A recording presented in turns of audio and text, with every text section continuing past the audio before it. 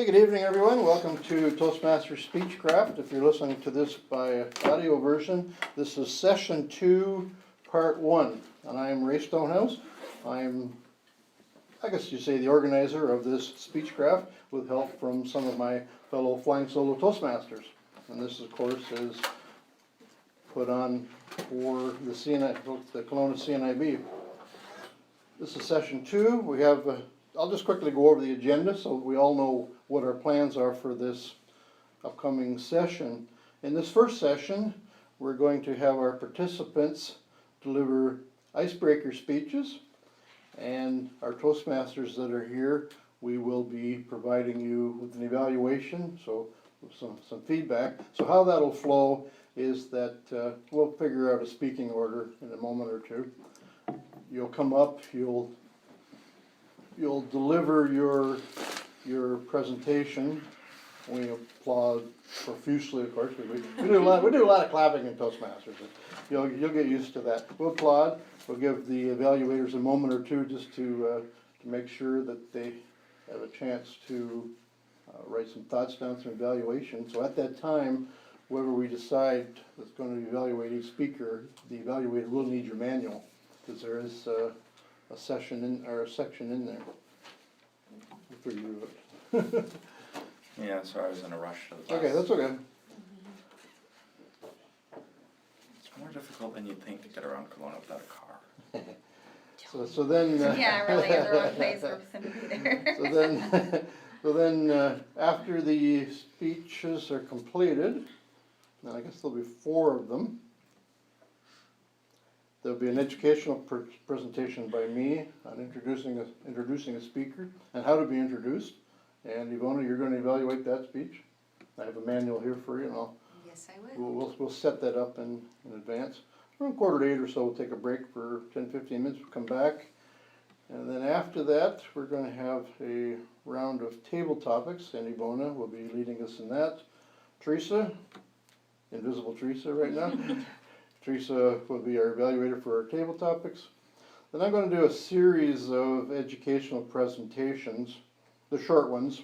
These are ones that add to public speaking, and the different ones that we've talked about at different Toastmaster meetings. Then I'm going to that's going to kind of morph into a brief educational on speech organization. Then we're going to have some discussion about the assignments for the next session, next Thursday. And we're going to close off with general evaluator. We're not assigning anybody to a general evaluator role. General evaluator is a role that we have in a Toastmasters club. And the idea is that, just to backtrack a little bit, within a Toastmasters meeting, we try to provide as many speaking opportunities as possible for our members. Our agenda is that way. There's different roles, there's prepared presentations, there's impromptu speaking through the table topics. Every time you speak, you receive feedback. So there's an evaluator assigned.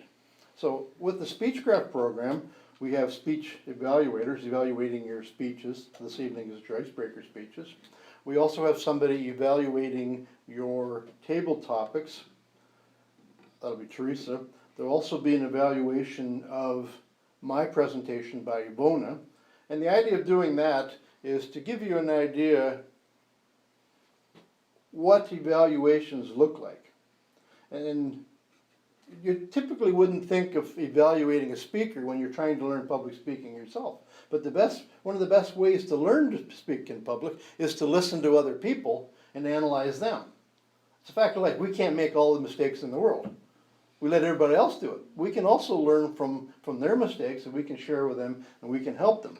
So the general evaluator in a Toastmaster meeting evaluates everything that does not get evaluated by an evaluator. So they would not evaluate a speaker, because a speaker would have an evaluator. The different roles we take on, the general evaluator would evaluate that. We would evaluate, did the meeting start on time? Was the room set up professionally? When guests came into the room, were they greeted? Were they made comfortable? Were they made welcome? Were they set up with another member so that they could enjoy the meeting without being afraid of what's coming on next? Was the Did the chairperson explain things as they went along? Was the meeting organized? Was it professional? Those are the kind of things that a general evaluator would do. We don't have anybody assigned for that role, but what we'll do is a round robin. So as we go through it, I just have you keep in your mind something you liked about this particular meeting. It's focused on this meeting right now. Something that you liked with this meeting, or perhaps some room for improvement. That's what we're going to look at for that. Oh my goodness, thank you. Yeah, we have Teresa joining us. Come on Wow, in. that looks awesome. No rockstar parking tonight. I don't know, last week there was nobody here and this week everybody's here. Must be a hockey So game. we're recording, Teresa. We're live. Oh, great. Hello, everybody. We're just gone through the agenda, Okay. and the next step is we're going to have introductions. Now, we introduced ourselves last week. I think for somebody wanting to learn public speaking, I believe that the easiest thing to do, and yet probably one of the more challenging things for people to do, is to actually stand up and introduce themselves to a group. I have seen business professionals, I've seen healthcare professionals that mumble over it and do not appear very comfortable in doing it. Their shyness takes over. So I try to build it into every single Speechcraft one where they have the opportunity to stand up and introduce themselves. Now, if we keep saying the same thing over and over again, we're going to get awful bored with each other. So what I'm going to ask everybody to do this evening is just going to ask you when comes your turn, just to stand up, tell us your name, and what your favorite food is. Pretty simple. But I'm going to challenge it a little bit. One, you got to stand up, because that, I don't know if you think about it, standing up does something special. It breaks one of the strongest known substances known to mankind. You haven't got a clue what I'm talking about, do you? Strongest atomic bond, anyways. It is. You ever heard of bum glue? Bum glue is what keeps your bum attached to your seat. And that prevents you from getting out of your comfort zone. So by standing up and introducing yourself, you're going to break the forces of bum glue. So you're going to stand up and you're going to introduce yourself. Something else I would challenge you to do is I've heard hundreds and hundreds and hundreds of introductions. Mine stand out. I know they stand out because I do something a little bit different. I take advantage of whatever time of day it is. I will start off with something like, good morning everyone. Good evening everyone. Hi there. Something like that to grab the attention, rather than standing up saying, hi, I'm Ray Stonehouse. So I would challenge you to come up with something that you think, it could be good evening everyone, my name, or good evening everyone, then introduce your name, and then tell us what your favorite food. We'll go around the room. Ivona looks like you're volunteering. Rule of thumb, don't make eye contact with the chairperson when they're looking for a volunteer. Dobry wieczór. My name is Iwona Sienko, and as I just started, I'm Polish, and one would think that one of my favorite food would be something Polish. But no, my very favorite food is sushi. Next. Hello everyone, my name is Deepy, and I don't have a favorite food, but I like baking a lot as opposed to cooking, so that's a little something.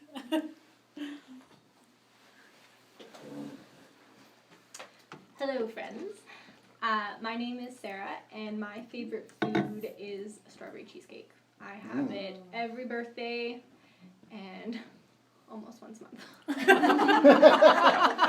Somebody's having a birthday once a month. By almost once a month, I'm sure you mean slightly less than 2 times a month. Good evening, everyone. Lisa, my chair. My name's Amanda. My favorite food is anything you can eat with your fingers.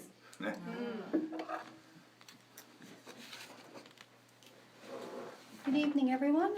I'm Lisa, and my favorite food is probably Italian, and pizza would be probably right up there. Good evening, everyone. My name is Casey Braun, and I'd have to say probably my favorite actual meal that I could eat every night is probably a well-prepared chickpea chicken curry. You're cruel. I'm hungry. Have a snack if you want. Good evening, everybody. My name is Teresa Keeler, and I was having a very difficult time listening to everybody else's favorite meal. Go, yeah, I like that too. I like that. So I was actually having a really difficult time coming up with a favorite. I've chosen to go with fajitas, though. I really like fajitas with lots of vegetables. Had that last night. Good evening, everyone. I'm Ray Stonehouse. My favorite meal is almost anything right now.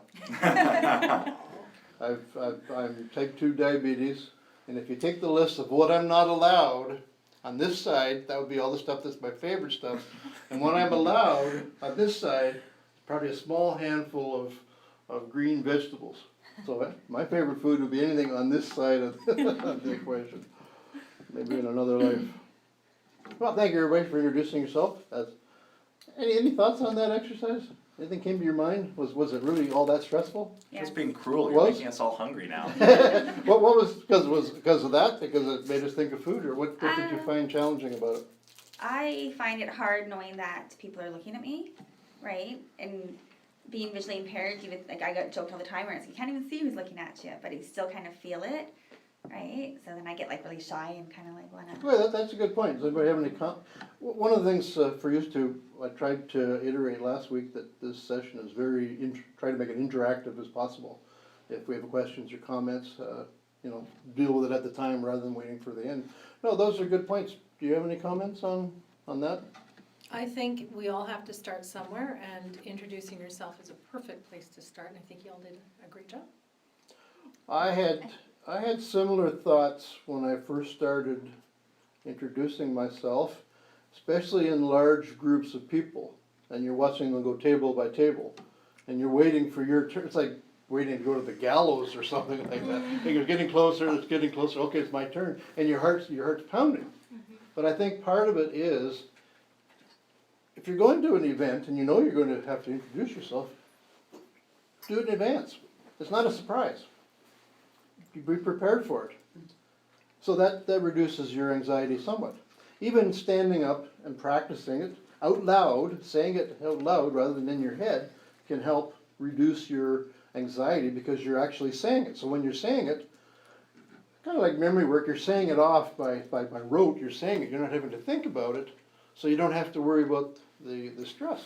The other side of it, when I first started, another version of that was when I would be introduced as the speaker, and I had to get up from my seat and walk up to the front of the room, the same as what you said, Amanda, about feeling like everybody was staring at you. I felt the anxiety too. People were staring at me. But I decided not to be anxious about that anymore. I learned to have some fun with it. I might just, dance on my way up, or, instead of worrying about people staring at me, force them into staring at you. They'll stand out among the crowd. Because what that'll do is, just by being more forceful or standing out a little bit more, people will remember you and your credibility will go up.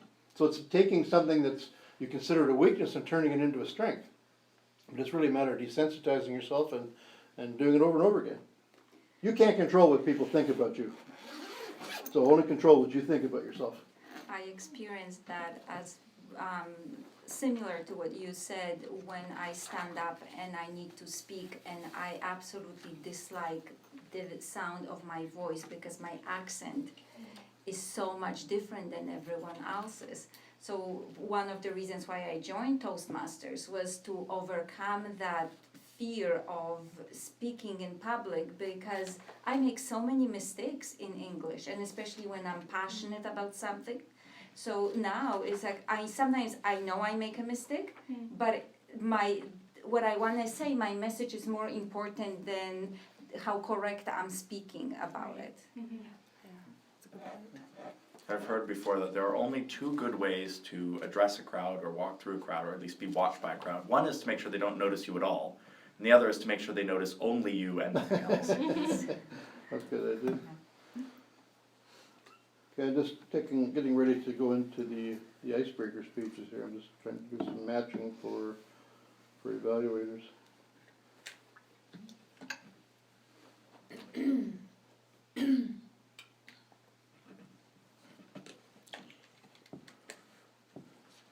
Okay.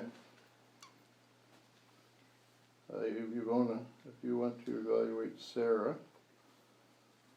Teresa, if you evaluate Casey.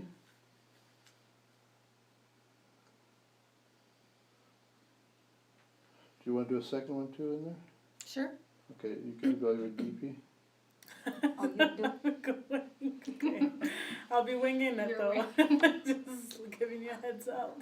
And then I'll evaluate Lisa. Am I not going tonight? Well, I didn't think you were. Oh, I can. Oh, Oh, makes me feel better. okay, so you know that what we're doing is an icebreaker speech. You're introducing yourself to the group. And it's what, 3 to 5 minute speech? Is there? I'm pretty sure the email said 2 to 3. Yeah, I think it did. Okay, 2 to 3. Mine's 2 to 3. I was adding the Ray factor.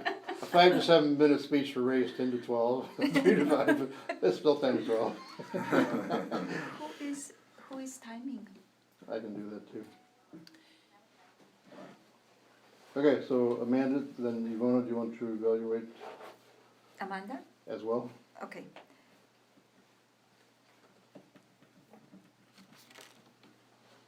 Do you have the cards again? Or are you doing I it? do, Oh, okay. I didn't know if we were doing it differently. Yeah. The same. yeah. I can time when you're evaluating speeches. Okay, yeah, this, we're fairly easy here. One of the items identified in last week's general evaluator was to come up with a better way of timing. And I wasn't able to resolve that this past week, having electronic problems. I do have something that may work. I had something set up on my phone that I can relatively quickly tweak, that it would vibrate lightly at whatever intervals you want, but the problem is that would really only work for whoever's holding the phone in terms Yeah, okay. Okay, so, of timing. well, just let me recap this for everybody. What we had done was a two-part last week. I've got cards here that are green, yellow, and red. Green tells you that you're at, what did we say? I think for a 3-minute speech it was green at 1.5. So 2, 2.5, 3. 2, 2.5, 3. I'll need your phone then, because mine's recording here. So the green would be at 2, 2:30 for the yellow, and 3 tells you it's like stoplights.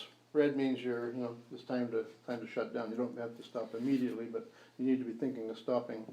But what we did to help Lisa out, and I guess Amanda too, what we're doing, like your vision's peripheral, right? I see purple, yes. So you don't see right in front of you. You don't see what I'm doing right now. If I'm looking at your face, I can see it just fine.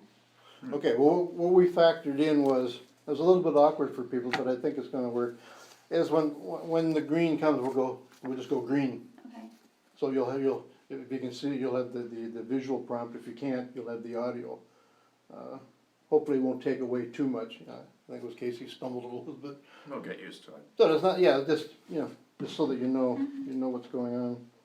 With these speeches, there isn't any introduction, because what you're doing is you are introducing yourself to the group. Future speeches will be an introduction involved. So with that, you got a timer there? Yeah, I'm just trying to figure out where it is to turn off my password. Oh, how about you? Do you I do have one. have the password protected or just timer? Because it's going to keep... You don't need to turn off your password, because as long as you swipe up and you Okay, go to got your it. clock, Oh, that's yeah, right. it should be fine. That's right. Oh, you Yeah, okay? I keep How do you do forgetting this? I have that the same little problem. things. How do you do this? You just do, Swipe up. it's, and then you just click on your clock. And Okay, you are- it's an iPhone? Yeah. I'll have to try that. I didn't know that. Oh, okay. You want it or do you want it? Okay. She got it? Because I have it too, so, Okay. okay. Now we have so many. Okay, now We we have I'll backup. share with Ray, because I'll just leave it there. Oh. Okay. Okay, speaking order. So who wants to go first? Can I go second last? So I know. Second last? That way if you class is fine. So we got 1, 2, 3, 4, 5. 5, so that would make you number 4. Thanks. Who wants to go first? I'll go first. First, Oh, you're brave. okay. At least I get it over with. Sarah, number 1. That's my rationale in presenting school assignments, just go first so that your other people are being compared to you instead of the other way around. So Lisa, Casey, and Amanda. Alright. That's not the answer. I'll go second. The question, Oh, okay. okay. Okay. That's what you wanted, right? That's what I was looking for. That's what I thought, yeah. It wasn't an okay answer. I was kind of pouting a little bit. It's like, oh, okay. So- Yeah, I'll go second and get it over Okay, with. third, Casey, Casey, third. Third. Okay, Amanda's gonna, she's our cleanup I'll person. pick up the caboose. She's the last person. She'll know all the answers by the time her.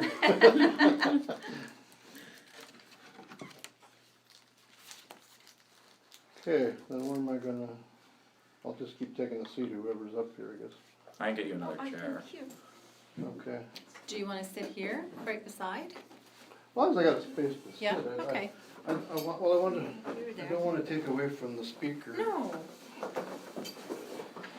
Sorry. And then my hands are getting all that's sweaty. okay. Oh, mine are. Yeah. Just move my stuff. Here. Okay, how am I timing?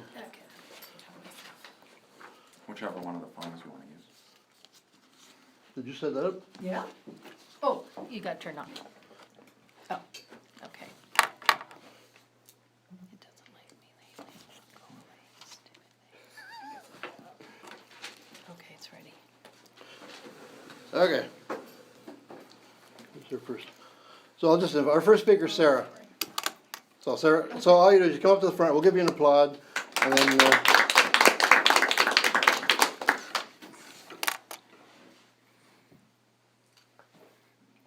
Chairperson and fellow Toastmasters, this evening I have chosen to speak to you about my best friend.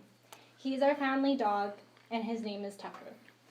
Let me tell you the story of how Tucker came to be a part of our family. My mother used to work at Southgate Barbershop in the Mission as a barber. On a daily basis, she would have various customers come in to get their hair cut. On this particular day, one of her regulars came into the shop with a little something more than just himself. In his hand was a little kennel, and inside the kennel was something whining. My mom seemed a little puzzled. As she looked inside the kennel, she saw an 8-week-old miniature schnauzer looking back at her. Her customer told her to take him home that night, and come morning, if as a family we decided we didn't want the puppy, he would gladly take him back. Well, we never gave him back, and he has been with our family for 6 years. Let me describe him to you. The standard size for a miniature schnauzer is 12 to 14 inches tall. However, Tucker stands out a little taller than the typical size. There are typically 5 different coat colors for miniature schnauzers: black, silver, black and silver, salt and pepper, and white. Tucker's coat color is silver. However, when he was 8 weeks old, his coat color was brown and black. Miniature schnauzers can be recognized for their prominent features, which include bushy eyebrows, a mustache, and a beard. I often have little children come up to me and tell me, "Tucker looks like a little old man," and it makes me smile every time. Tucker is intelligent, affectionate, and has a personality that's twice as big as he is. Whether he's prancing as we walk down Mission Greenway or curled up on my lap snoring up a storm, there is never a dull moment. As I said in the beginning, Tucker is my best friend. It's not that having a human best friend is a bad thing. It's just that your dog makes it clear every second of the day that you matter more than anyone else in the world. He loves me unconditionally and without a doubt has changed my life for the better. He has helped me through some of my darkest times, and I don't know where I would be without him by my side. If anyone in the audience is thinking a schnauzer would be a perfect fit for their family household, come and talk to me. Thank you. Yo.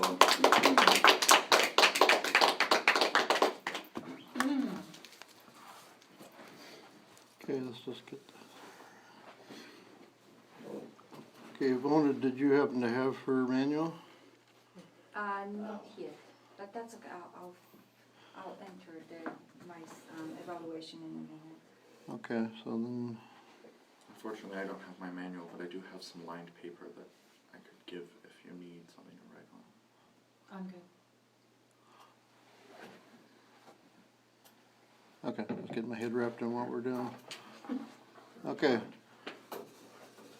So Lisa's up next. You see here, I've moved my chair so Okay, you can thank go straight around the Can I table. just go, okay, great. Yeah, just Thank you. Just Ray is, directly Yep, in I front don't of wanna, don't wanna run you over. Well, you won't be the first, just, you're doing fine, I'm just, you've got checking, quickly checking what I'm evaluating for. Okay, I'm gonna, let me, Okay, perfect, thank you. got a chair in front of you Yep, there? Okay, and, oops, Just doing fine. To the table right to your left. Okay, I there's got a lectern in front of you, you're okay. aiming there, but just give me a moment here to get some paper so I can write some evaluation. good thing this thing isn't any taller, folks, or you wouldn't see me. Oh, we got, Ray, do you want me to sign? sure, yeah. Pass me Just a reminder. that Despite popular belief that men can't multitask, it's not true at all. We just do one of them at a time. Just say green. You're a nurse, you ought to know how to multitask.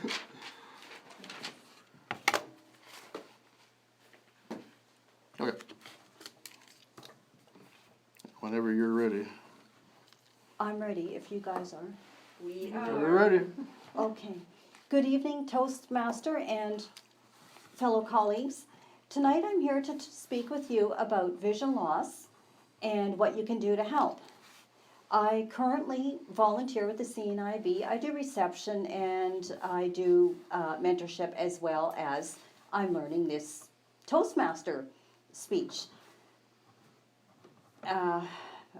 So what I would like to start off with is a little bit about CNIB. CNIB is a nonprofit, and there are offices across Canada that provide service for visually impaired, blind, and deaf-blind clients.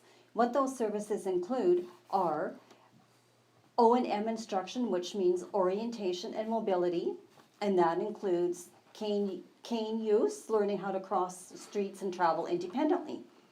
Also, some of those other services include learning how to cook as a blind or visually impaired person, and some technology, which could include learning how to use a book player, computer, etc. That being said, vision loss is not a terrible thing.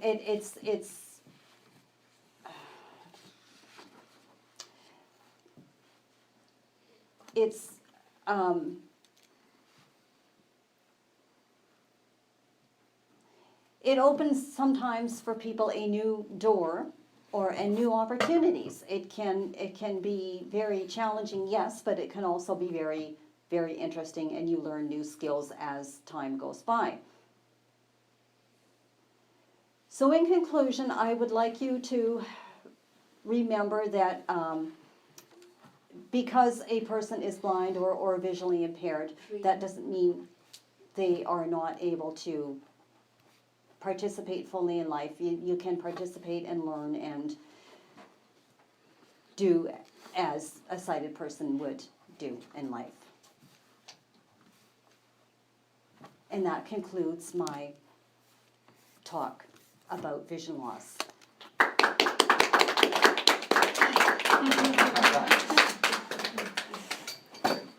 Let me help you. Oh, thank you. Okay, it's just a chair on your right side there, just wrapping around the table, Okay, perfect, thanks. and your seat's right there. Just Okay, just give me a moment.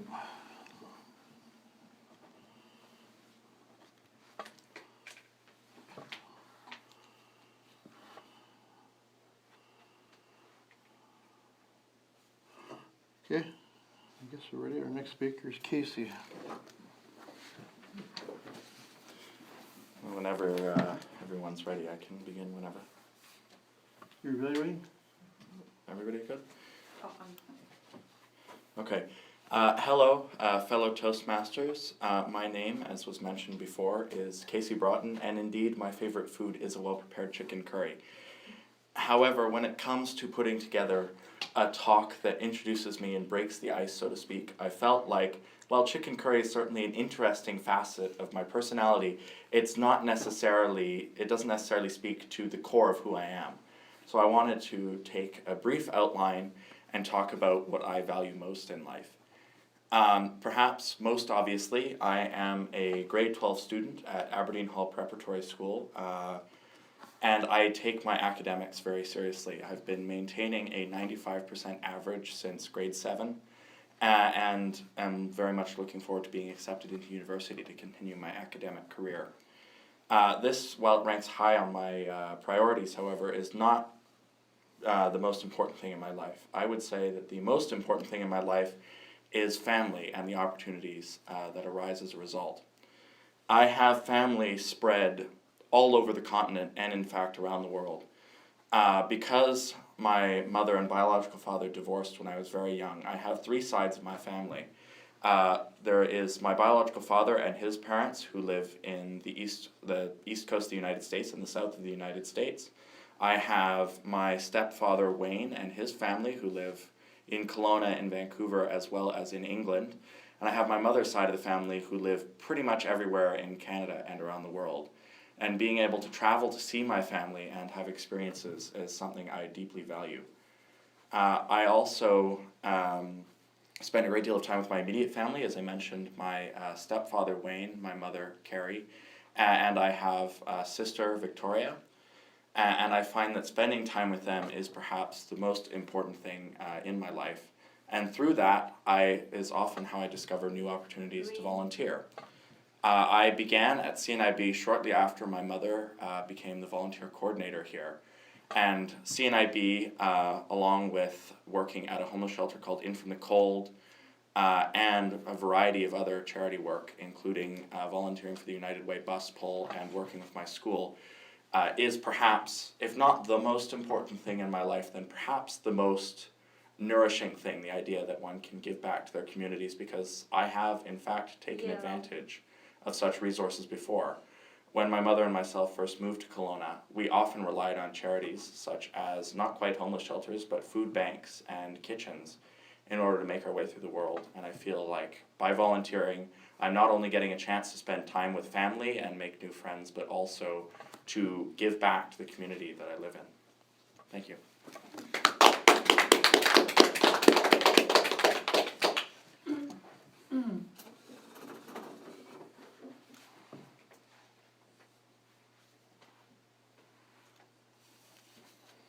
Give Teresa a moment for her.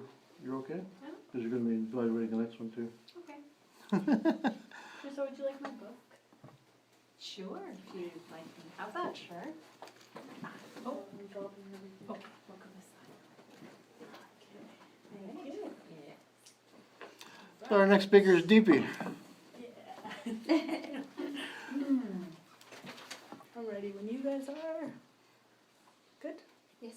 Hello everyone, I'm Toastmasters. I am DP and I will be talking to you about what my family does for a living. So I'll start from when I was a child. My parents came here from India about 25 years ago. And when they first came here, we lived in a joint family with like a huge group of family. I think it was 25 people in one house at a time. And yeah, we worked as a unit on a farm. And then eventually my parents broke off and bought a farm for themselves. It was quite a struggle actually. I remember them going, like we had ground crop, so we'd pick all the vegetables, then take it to Vancouver, sell it, and then come back the same day. And then I was younger, so I would sleep in like where the feet go at the bottom of a truck. They would like stuff it with pillows and I would sleep there. And then we would have like a little foam mattress in the back. If we ever got sleepy, we could sleep in the back of the truck. So eventually my parents worked their way up and bought more farms and saved up. And now they run a pretty big business and we sell cherries and vegetables all around the world. So it goes to Thailand, China, it goes to Germany and across Canada as well. So yeah, they've worked their way up, I guess. And we help on the farm every summer. because I was I was working at UBC or studying at UBC, I didn't have as much time as I wanted to get to know the family business. But now I've graduated, so I go back every summer and like I learn, because I will eventually take it over hopefully at one point and learn a little bit more. So our main focus of our business is cherries. So we pick cherries usually around July to September, and then we have a facility of hydro-cooling them. So we pick them, we hydro-cool them to a point that they're almost frozen but not nearly, so that they can last up to 4 weeks. So they can travel to China and still be good, right? So yeah, and we also do inspections for insects. We do inspections for chemicals, residues, just to make sure that the cherries are healthy, they're well, and they're edible. We don't do organic farming, but our cherries are still fairly well grown. And that's my speech. Thank you. Do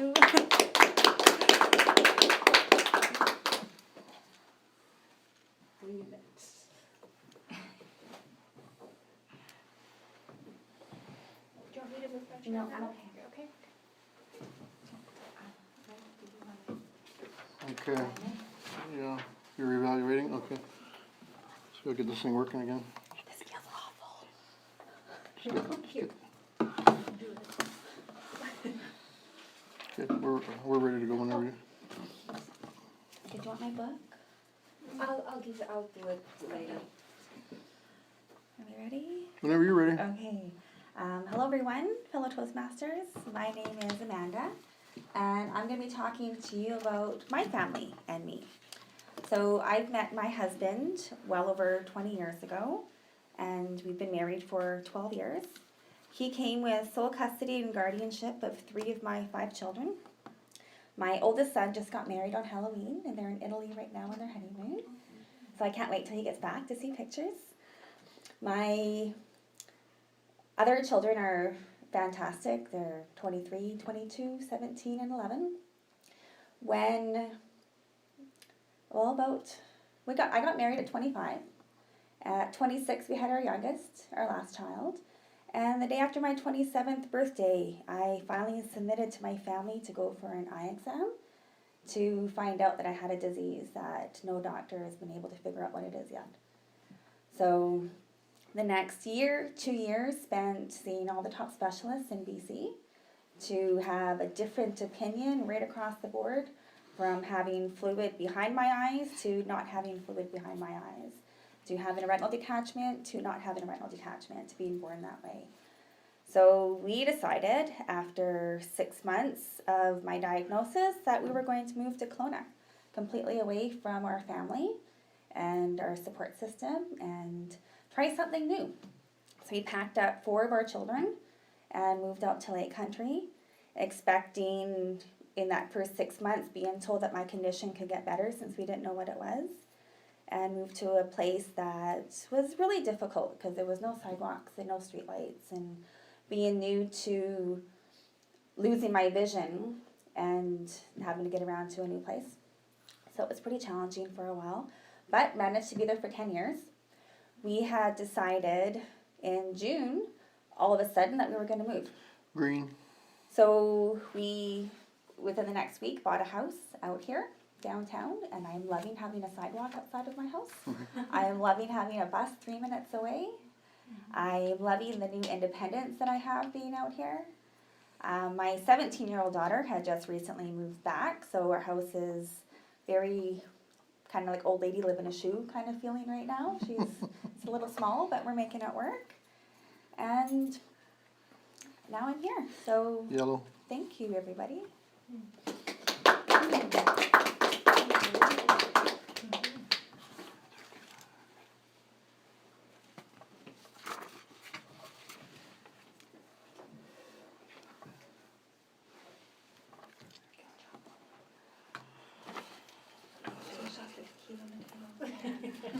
One for before and after. Well, the ice is broken. A little bit of water on the floor with all that ice. How'd it feel? Any thoughts on that exercise? Was it as bad as you thought it was gonna be, or worse? Worse? Say worse, yeah. Worse. That About time as goes much as I so thought. long. Actually. Was that? About as hard as or nerve-wracking as I would have thought. That's the first time. It gets easier. You just get a few thousand of them under your belt. No pressure. Well, what They we're said gonna to me about skating, still can't skate. All right. What we're gonna do next is we're going to have evaluations. Are you two ready for evaluations if we move into it? Sure. Ivana, you ready? I think so. Okay, so the first evaluator, our first speaker was Sarah, and Ivona is evaluating. So, Ivona, get used to the applauding here. Come on. Shaking hands. Thank you. We're multitasking here, but we can have all the other things we need. Mr. Toastmaster, fellow Toastmasters, and mostly Sarah. Wow, first speech. Wonderful. Sarah started her speech in a very nice way. She approached the, I can't remember what this is called. It's a lectern. Lectern. You see, this is my fear of standing up and forgetting what I want to say. Lectern, and she began her speech with a nice introduction. She explained what she is going to talk about. Her speech was about her dog. There was her body movement was nice and relaxed, even though we could see that she was a little bit nervous. She had a very nice smile on her face, which is always very positive and very nicely welcomed by people who are listening to our speeches. With the eye contact, I've noticed that Sarah was, even though she was looking up and trying to make eye contact, she was a little bit forgetting about this side of the audience. So a little bit of the suggestion for the future that it's very important to pay attention that we're not neglecting anybody in the audience, so everybody feels included. She had a wonderful use of words and her sentence structures was very good. And even though she was using her notes, her speech had a very nice flow. So for somebody who spoke for the first time and there was a little bit of nervousness, I'm assuming, involved, there was a very nice flow of the speech. Very good job. And also the rate at which Sarah spoke was very good. It wasn't too fast and it wasn't too slow. There were not unnecessary pauses. So that was very nice to listen. There was a beautiful flow. Great positive energy. Even though, like I've mentioned, a little bit of nervousness, but very little notice. It wasn't noticeable a lot. I think that this is, for a first speech, wonderful. Thank you so much.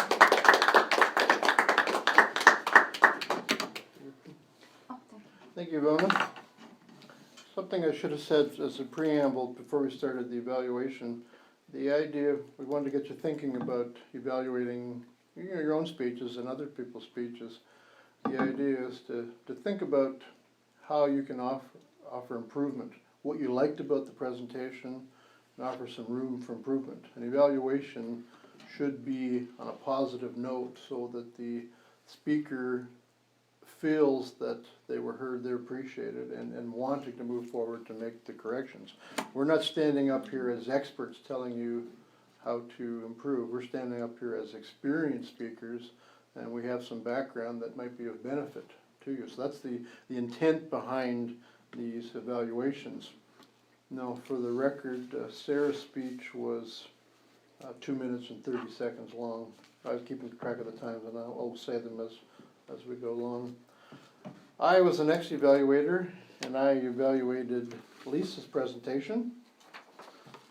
What I liked about Lisa's presentation was that Lisa has a strong speaking voice. She also has a pleasant voice. I really enjoyed listening to her. one of the things I really like with a speaker, and Lisa did it, even though she was nervous, as everybody else is, she still managed to smile when she was speaking. And when you smile when you're speaking, several things happen. First, that smile gets into your speaking voice. People feel that you're enjoying speaking about the subject that you are. Second off, if you're smiling compared to perhaps snarling or shaking like you're in absolute fear of dying, people see that. But when you smile, people feel that this is a strong speaker. They're somebody worthwhile listening to. And it adds to your credibility. So I think that really added to Lisa's presentation. I thought she showed good preparation. This was a subject that she was passionate about. She certainly lived the subject. If anybody knows this subject, it is her. I think she was well prepared on the presentation. As I said, I found her speaking voice was clear and audible. Some suggestions to make help Lisa develop a stronger speech. I would like to have seen it gone a little bit longer. I thought it just basically made it over the green. Ways to expand upon that would be, Lisa made some statements of how it affected her. I would like to see maybe some more personal examples so that I can, as an audience member, so that I can bond with Lisa, have an idea of what it's like in her world. And these are her examples, so she could easily have made them up. I think that would have helped. And perhaps expanding a little bit more why this subject is so important to her and why she should expand upon it. Now, in Ivona's last evaluation on her previous speaker, she mentioned about eye contact. Now, I would expect that Lisa would have challenges with the concept of eye contact because you are vision impaired. However, when you are speaking, I don't think people necessarily think about that. So even though you're not making eye contact with your audience, I think you have to still move your head around so that it looks like you're taking in the audience. Whether you're able to see them or not doesn't really matter. Doesn't really matter to them. It's not important. Yeah. But for the audience to feel that you're looking at them, that's what's important. You're making a bond with them. And I do know of a fellow who was in a Toastmasters program, and he was vision impaired. He had, as far as I know, he had no vision. And he eventually quit because he got tired of people talking about making the eye contact. And he teaches for a living, so he's standing up before a group. So whether he had some difficulties with being told over and over again about the eye contact, it's still a fact of life. That's what the expectation is. And I think if you just, even standing up and being able to just to scan a room, knowing that people are there, I think that would really help with credibility as a speaker. I enjoyed Lisa's speech. Conclusion, I would give this to everybody, not to Lisa. A beginning speaker quite often says, thank you. We say it over and over again in Toastmasters. The first time people say it, there's no reason for you to thank us. We should be thanking you for sharing your story with us. A version of that, I don't say that. I often end with, thank you for allowing me to speak with you. Thank you for allowing me to share my story. Now, that's a little bit different. That puts the power for me back into the audience. So, Lisa, thanks for breaking the ice, and I enjoyed your speech and look forward to future ones.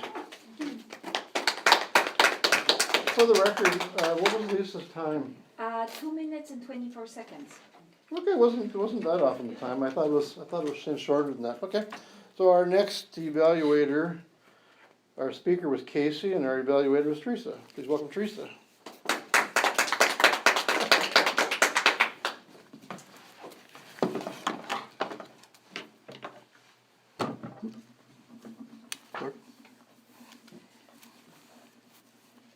Casey, thank you for your speech tonight. A good opening. I liked how Casey was very relaxed. And when the speaker's relaxed, it helps to relax the audience as well.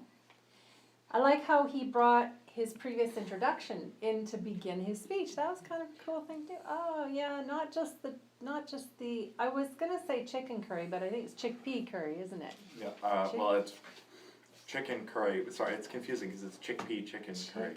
Chicken curry. Well, so he brought that in, and he began his speech with, but that's not all about me. And he continued, and then he segued into so much. And I was quite impressed for a 2 to 3 minute speech, how Casey was able to actually touch on so many different subjects. It wasn't choppy though. Somehow he managed to make it flow, and I was very impressed. He started with his education, and it kind of just moved on into the volunteering, a little bit about his past and how his own personal life had brought him volunteering. I mean, that took some finesse, and I was very impressed with that. And also, I found Casey, and I've noticed this before, he has excellent vocabulary and he uses it, and it just gives his speech so much more, I don't know, just, it gives, see, I need the vocabulary. I liked how he used words like nourishing, I mean, just things like that. Not everybody does that.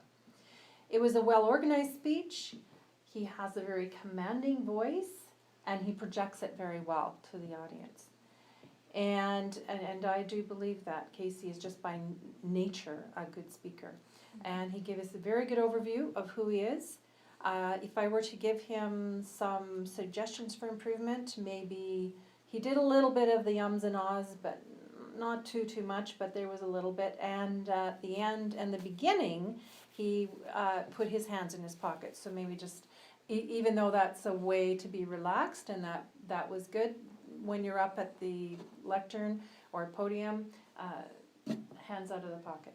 So that was my evaluation for Casey. And how was Casey's time, Yvonne? Did you? 2 minutes and 55 seconds. Wow. Didn't feel that long.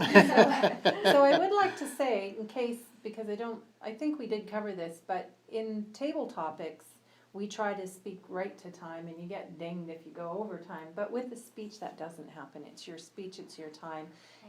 The cards or time, it basically is a guide when you're speaking. Yeah, that's within it. I would add, however, that's in a Toastmaster meeting. If you've been paid to come and deliver a half-hour speech and you're still there an hour and a quarter later, Okay, well. and rotten vegetables are starting to come up in your way. But you won't get dinged in a speech if it was 3 minutes and 15 seconds, so. Am I staying up to Yes. to evaluate further? DP. Okay, DP. Now, I didn't have, am I saying that right? How Yes. do you say it? DP.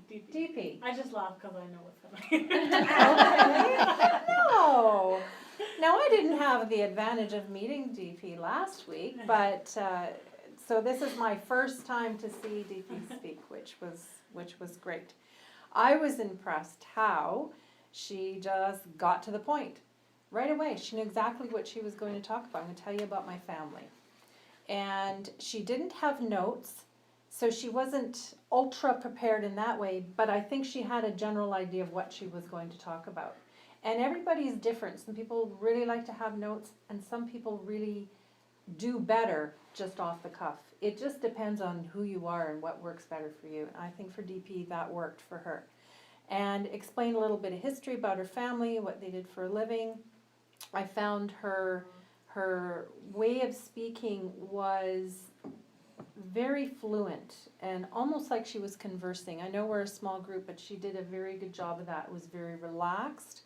If she was nervous, it didn't show. And she also, right off the bat, for a new speaker, she had excellent eye contact around the room. She looked to the people on both sides and in front of her. And she also used her hand gestures, which just comes natural for DP. And if I were to give her a gift, I would say maybe to try to recap or have an ending. Maybe you don't have your speech completely memorized, which is fine, but have an idea what you're going to say at the end of the speech. So recap what you were just talking about instead of saying, and that's my speech. And I felt like I got to know DP with her short 2 to 3 minute story. Thank you. And how was DP's time, Yvonne? 2 minutes and 24 seconds. Okay. Thank you, Teresa. Our last speaker was Amanda, and our evaluator was Ivona. Welcome, Ivona.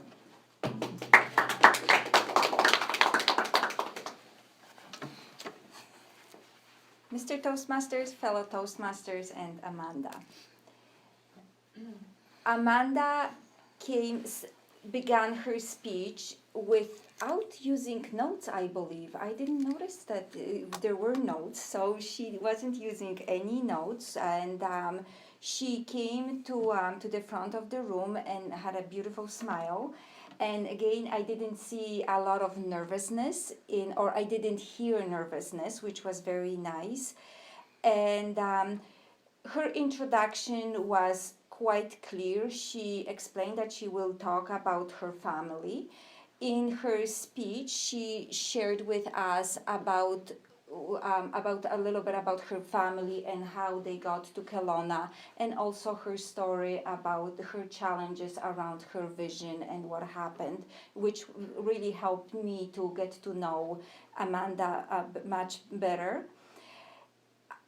A little bit of perhaps a gift I could give Amanda is I would like to hear a little bit stronger conclusion at the end. Otherwise, the organization of the speech was very nice. There was a nice, smooth transition between introduction and the body of the speech. With the gestures, and again, I'm kind of I struggle with Ray's comments about the vision impaired individuals and making eye contact.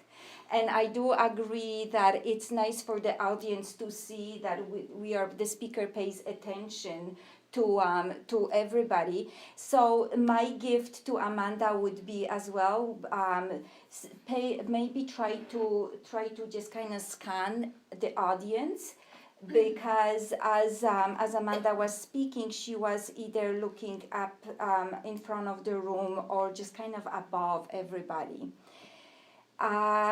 Otherwise, Amanda spoke with a very comfortable speed. She projected her voice very well. And one more gift that I would like to give to Amanda was, I think there would be the speech would be more powerful if we could see a little bit more use of hands gestures. And this is, when I'm nervous, I will stand, and especially if I have something to hide behind, it's great to just stand here. But it's so much nicer. The message is much more powerful when we use our hands. So this is a little nugget to keep in mind. I loved the positive energy in Amanda's speech. And thank you very much for sharing your story with us. Thank you, Ivana. Now, Amanda's speech time was 2 minutes and 35 seconds. We typically also time the evaluators, but we're kind of multitasking, so it's a little challenging to. Can I ask something? You may. As far as the eye contact goes, and this being with CNIB, and essentially we're going out, with, I don't know everybody's stories, like if we're all like visually impaired here or not, but if we're going out advocating for CNIB, then is the eye contact thing, like, is that really, like, looking at you right now? I wouldn't. I don't see your eyes. No, right? But if I'm looking, I see all this, so I can get tripped up on things moving and stuff, right? So I need to find like my target where I can kind of focus on what I'm seeing and not, you know what I mean? Like I So think you guys are the expert on this. We're not. Mm-hmm. We're not. We're bowing to your expertise. We don't know.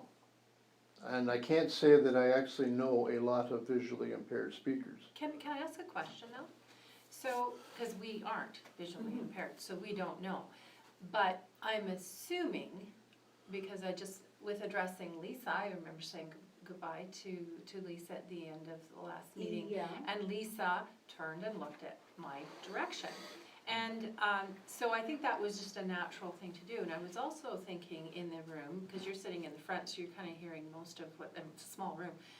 But I shut my eyes for a few minutes because I'm on the side, and I thought, well, okay, like if you're the speaker and you're over there and then you're over here and you're over here, you get a sense that person is moving their head around the room. And it feels like, oh, okay, they're looking over my way. I could tell just from hearing that he was looking over my way. And so, but but that's me as the audience member, as a visually impaired person. You're talking about if they're up speaking, and that's a different. Well, that's a good point, we're, you know, we're learning as much as you guys are from, you know, from a little different side of things. But as Teresa was suggesting that, I was thinking of something else. One of the things that I teach people and tell people is that to be prepared for the size of the room that you're speaking in. So this is a small, rectangular, longer room. So within my range, you know, just by moving a couple inches, I can span the entire room. So when I tell speakers if they're presenting in a larger room, it could be a long narrow room, so rectangular, and then you have the front aiming down it. So their presentation, their eye contact is a very narrow beam. So what happens is, when you're looking at a narrow beam of people, if there's multiple rows, the people in those 10 rows think that you're looking at them while you're scanning at them. So if you're in a room that's, let's say the same shape as this rectangular, but a hotel room where it's huge, you're on a huge stage, you may have to get, same thing happens with your eye contact, you have to go farther on your gaze to either side and then to the back, but the same thing as your hand gestures. Well, I can get away with small, tight hand gestures in a room like this. If I was in a larger room, I may have to get quite a bit larger so that people can see me from the distance, you know, from the back of the room. So I think the same thing applies for eye contact. But I wouldn't get hung up on that. You know, we're not expecting you to be experts. You're beginning speakers, and these are just little tips to add to it to add some skills. Now, this is probably, other than the table topics last week, this is the first time you've been on the receiving end of an evaluation. I don't know if you noticed it, but one of the techniques that we have our members try to do is the evaluations, we deliver them in the third person. So we did not say, Amanda, you did this.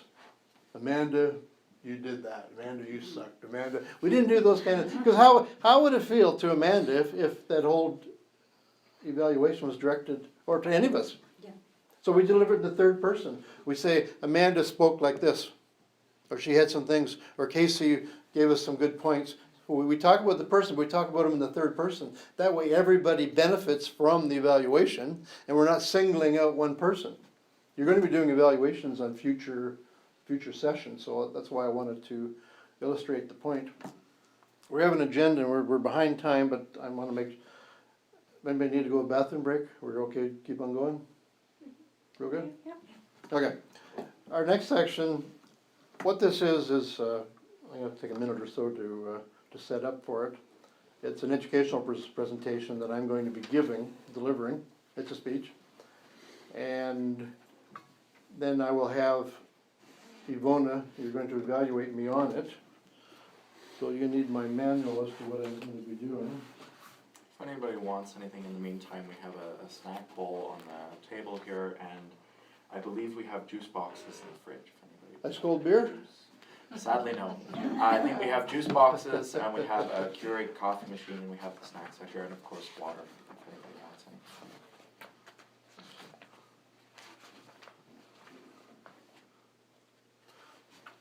Okay, I'm going to deliver it. Yeah, sorry, go ahead. Oh, thank you. Got some granola bars, some goldfish, and Speech title. fruit, dried fruit thing, Okay, and chocolate covered I have berries. celiac. No, that's all part of, Are related to raving. No, there's no introduction. And it's like, Oh, yeah, I'm there gonna will eat be everything here. there will be, it'll become clear as we go along. oh, okay. Oh yeah, of course, I know.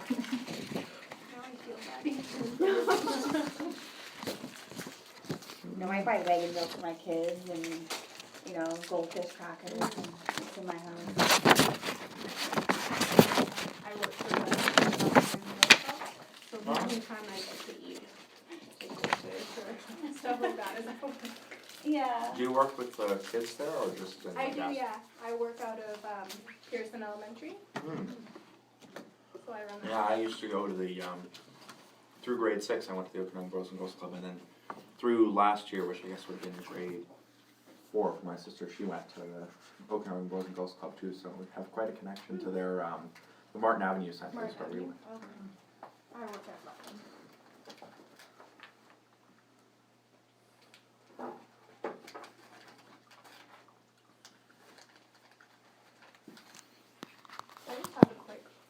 off topic. Okay. So when we're like addressing our fellow Toastmasters and you guys, how are we supposed to like? Is there a proper way to say that, like chairperson? Why don't you hold off on that, Okay. because you're taking half my speech away. But also, Good timing. just while we're still off track, before we get started again, I just wanted to let everyone know that I don't want anyone to feel pressured, but because of the way that buses work out, I really do need to be out of here and locked up by about 9:10. So as Oh, yeah. long as we don't run over time, we'll be fine. But just keep that in mind. Okay, Teresa, do you want to come up to the front and just introduce me only by saying that part there? Okay?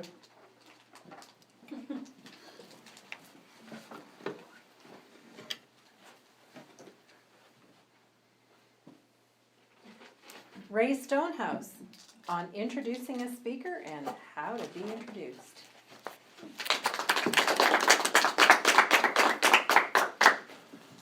Thank you, Teresa. Wasn't that an exciting introduction? Did it build up any excitement? Sure did. It did? It really did? I don't think it did, actually. I think it was rather boring. I'm going to be delivering a session on how to introduce a speaker. And I thought, what a great way to set it up by showing how an introduction sets the tone. And in that case, I didn't ask her to deliver it monotone, but basically that's what she did. That was implied. That was a bonus. The speech introduction is like the cover of a book. People do judge books by their covers. People do judge by first impressions. Your speech starts off actually long before you get to the lectern, to the front of the room. Your speech starts sometimes days or weeks before. If you're going to be a presenter at a special event and they are advertising you as the speaker, they're going to be more than likely putting down what the name of the title of your speech. So the title of your speech should be written so that it grabs the attention of the audience. So this is even before you get there. People tend to think that your speech starts when you shake the hand of the chairperson. It doesn't start then. It starts even earlier when you're sitting in your chair. People are looking at their agenda. They're looking around wondering, who's timing me?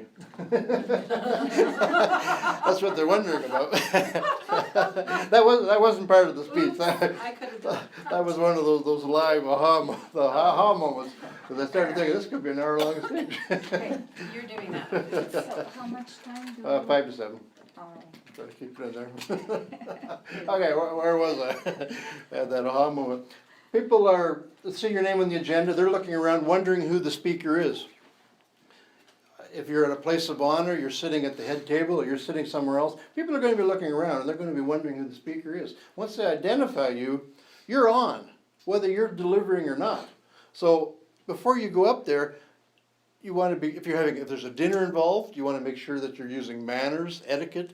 You don't want to be getting inebriated, because people will be thinking of that. Because anything that you do before you get up there to speak, that's going to reflect on what you are as a speaker.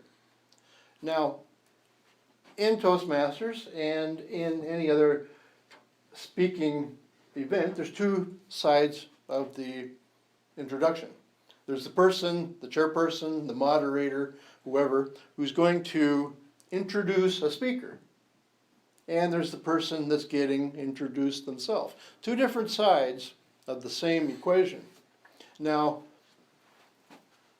what do you think the best way to have a good introduction for yourself is? What's the best way to guarantee a good introduction? Tell someone how you want to be introduced. You're close. Expand upon that. What would be the next step? Right. Right, exactly right. The best way, quite often, new speakers don't really know how to go about creating an introduction. The introduction is really the first part of your speech. The idea is that you want to grab the audience's attention. When you get up there and you start speaking, you want them to be ready and receptive to listen to what you have to say. One of the things that audience members are doing, it's called WIIFM. Used to joke about it being a radio station. WIIFM. Anybody heard of that one? We all do it. Serving the best of the 1990s. Well, it's what's in it for me. As an audience member, we're looking at every speaker that goes up there. We're thinking, why is this person talking? What are they going to be talking to that's important to me? So what's in it for me? How is this person credible? Why should I listen to them? Now, as a speaker, you want to make sure that you started off in the best way that you could. As an example here, where I had Teresa just read that opening, it didn't tell you anything else other than I was going to talk to you about introducing a speech. That's not enough details. From the introducer, quite often, they have the idea, well, what do you want me to say? As Casey said, well, you're alluding to, they'll just wing it. You do not want your introducer winging it. You do not want that at all. You want, as a speaker, to be more powerful, you want to be able to hand them a piece of paper or talk to them in advance and saying, this is what I want you to say to warm up the audience. I put it in writing, I hand it to them, I put it in large font, this is about 24 font so that the introducer can read it. I highlight words that I want them to emphasize. I put in either in bold or I put it in italic. And I tell them, do not divert from the notes. The worst thing that could happen is your introducer, please welcome Ray Stonehouse. He's the funniest man you've ever heard in the world. You will be splitting your sides. Well, his story about such and such. So what happens is I come up as the speaker. If I don't live up to his expectations, you're expecting me to, even though I might be the funniest man, you're expecting that. Well, I can't live up to that expectation, so I can't meet the achievement of my speak because you expect me to be perfect. And then what if the main part of my story was a particular a story or anecdote, and the introducer already shared that to you. When I get to it, you've already heard it. He's already stolen my thunder.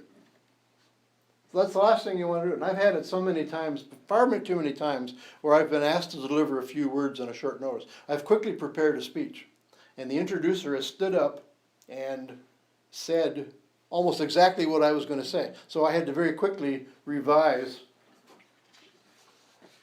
So within Toastmasters, what we do with we have our speakers, and we have people write their own speech introductions. In future sessions, you're going to be introducing your fellow Speechcrafters, so you're going to be writing your own introduction. So here's going to give you a couple examples of Toastmaster style introduction. Now they're a little bit different from what you might see if you're paid to go to see a motivational speaker. So here's one. This is one here. This is a speech that actually I presented the other night, a couple weeks ago, for my wife. Our speaker this evening is delivering a number 9 speech from the Competent Communication Manual, Persuade with Power. Her objectives are to persuade listeners to adopt her viewpoint or ideas to take some action, to appeal to the audience's interests, to use logic and emotion to support her position, and she's to avoid using notes. When we listen to someone delivering a speech, be it a Toastmaster or even someone else, they often use filler words such as ahs and ums. We often hear politicians, for instance, using many ahs and ums in one interview. This can be very distracting to listen to, which could hinder the message that they're trying to convey. Now you can learn how to use pausing to make your speeches come alive by simply harnessing the sounds of silence.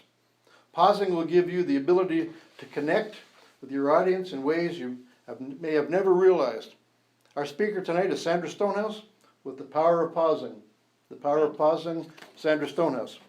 So that's an example of one style of an introduction. So what we had in there was the objectives of the speech so that Toastmaster members know how to think about it in what terms, because she's going to get an evaluation. It set it up, gave an idea what it's going to be about, and it introduced her.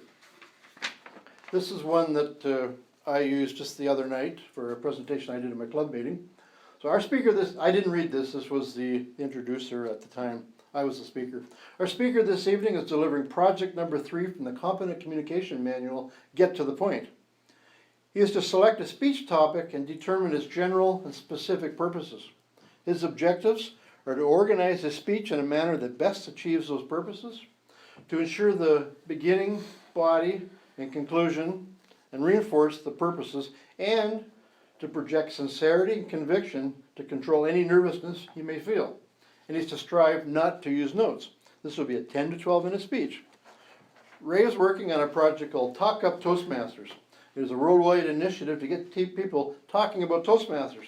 There's a website, a Facebook page, a Twitter profile, YouTube channel, and a Blab account, all under the brand of Talk Up Toastmasters.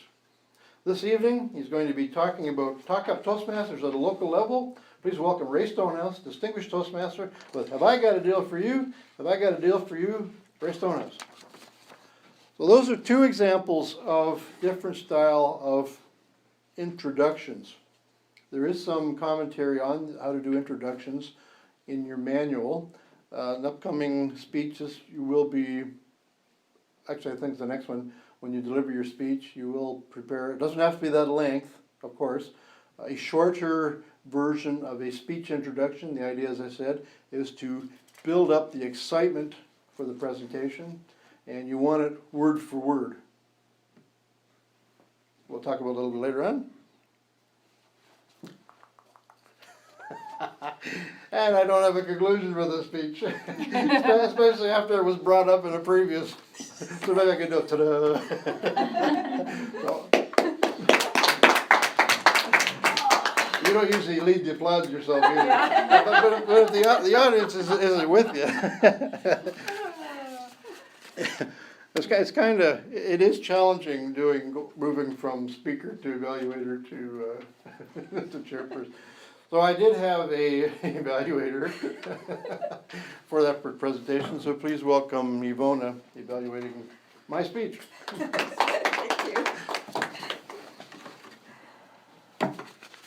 Ray and fellow Toastmasters, I am evaluating Ray's speech, and it comes from the competent communication, and it's a project number 3, Get to the Point. And the objectives of that project are select a speech topic and determine its general and specific purpose, organize the speech in a manner that best achieves those purposes, ensure the beginning, body, and the conclusion reinforce the purpose, project sincerity and conviction and control any nervousness you may feel, and strive not to use notes. For my evaluation, I am also going to use a technique that is called glove. And what it is basically we're looking at 5 separate areas of the speech and the speaker. And those 5 are gestures, language, organization of the speech, voice, and enthusiasm. So for Ray's presentation, Ray had a great eye contact with people, and with Ray's experience as a speaker, it's well seen how comfortable he is with just looking at the audience and connecting with the audience. Great facial expressions, nice smile, and when he needed to have a little bit of serious discussion, then he used his smile appropriately. That's what I'm trying to say. A little bit of suggestion when it comes to body movements. What I would like to see is that Ray would step away from the hiding and maybe come a little bit more around the room, and which would give us a little bit more perhaps relaxed, not that there was no relaxed atmosphere, but it's one of the things that I personally really enjoy when the speaker moves around, and it's just easier for me to pay attention to the topic and what he is saying. When it comes to the language, which is the second area of the evaluation in a glove method, Ray used appropriate words. The sentence structure was very good. For me, his grammar was excellent.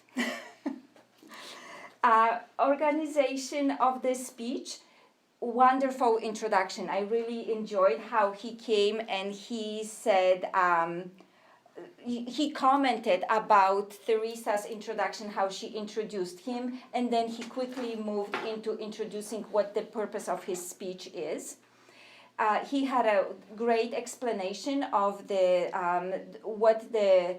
how the introduction should look like, how to introduce a speaker, and then he also talked about how to be best introduced when you want to have a good introduction, which is writing your own introduction. As he already mentioned, his conclusion was perhaps a little bit weak, but we, at least he recognized that, which is great. Kudos to Ray for that. Voice is the next area of the evaluation, and Ray's voice was projecting very nicely. He wasn't too loud, he wasn't too quiet, which was very easy for us to hear and understand what he was saying. And I love listening to Ray. Ray always projects such a wonderful positive energy that when he is talking about something, I just want to do it. So wonderful. Thank you, Ray, for sharing with us your expertise on how to be introduced. Thank you, Ivona. I don't think I actually answered your question in my presentation. Your question was to do with the salutations? Yeah. I just don't know if there is a proper way for us to do it, or if you... Within a Toastmasters meeting, we tend to be formal. Some people have challenges with that. So traditionally, what you would do is you would address the senior person in the room at the time. So and then this person would be Mr. or Madam Chair. Okay. Fellow Toastmasters. And you're all Toastmasters for this session. You missed that part last week. So you're official. I've deputized you all as Toastmasters. So we're calling each other Toastmasters. So But for you, it's... it would be Mr. Chair, Mr. Chair, fellow Toastmasters. It's as simple as that. If you were doing a presentation in the public, if you're doing one of your presentations on behalf of CNIB, you're not going to do any salutation. But perhaps if you were doing something to the mayor, you may want to go through that. We just go through it, and then how do you work with it? You can either start your presentation off with it, or you can start off with an introduction that grabs their attention. One fellow, Tom Antian, wrote a book called Wake 'em Up, Shake 'em Up. And his idea is grab the audience's attention right from the beginning. Make them do something, grab their attention, ask them a rhetorical question, give them a shocking fact, just engage them from the beginning. Then perhaps you can go into your salutation if you want to. I'm mindful of the time here. We're going to take a 5-minute break. Question over there. Oh, sorry. So it's not like completely necessary for us to start off like that? No, Okay. no, what's going to happen to you? We're not going to hit you. Start throwing the rotten vegetables. No, it's kind of a tradition within the Toastmaster Club, and you can usually start off with fellow Toastmasters, welcome guests, or start off something in that.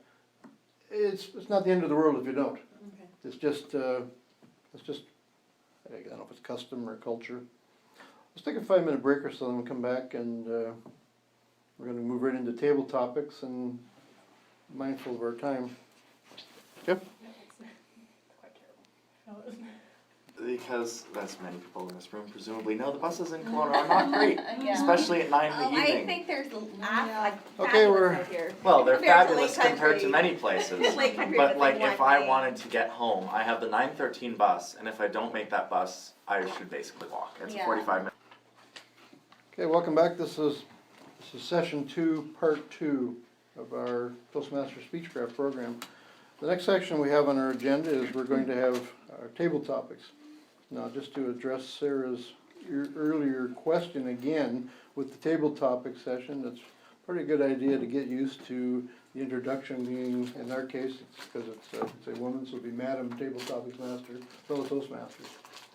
One of the advantages to doing that, while you're getting that out there, it gives you a chance to think about the topic too. But not very long, we'll have to wait and hear what those topics are. Please welcome our Table Topics Master, Ivona. How are we timing this? You are. I am? What am I timing it with? Let me borrow my phone There you go. Set the timer. Do you want to go over the time, right? Okay, just let me get my head wrapped around it.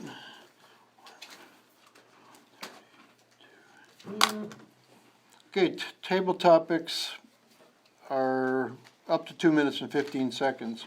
So at the 1 minute mark, I'm gonna hold up a green and say green. At the 1:30 mark, if I can keep focused on doing it, I'm gonna be saying yellow and holding up a yellow, and then at the 2 minutes, I'm gonna hold up the red and say red. So within the next 15 seconds, you should be wrapping up. If you're still talking at 2:15, I'm gonna find some amusing way to pretend that I'm a bell. I'm not sure what that's gonna be. So, that's it. This morning I was driving by Gyro Beach and I noticed how quiet it was comparing to the couple of months ago when I was driving there and I saw kids playing on the playground, people swimming in the lake, others suntanning on the beach. And with the beautiful blue sky and grass green and leaves, beautiful green leaves with colorful flowers. It was just such a vibrant view. Where this morning, as I was passing by Gyro Beach, I realized how quiet it was. There was only few people on the beach walking their dogs, and the sky was gray. Trees lost most of their leaves.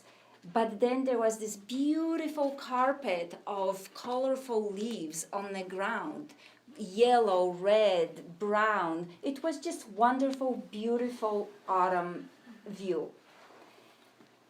So as I was looking at the changes of the Gyro Beach, I started thinking about the other changes that we have to make when we are moving from summer into fall.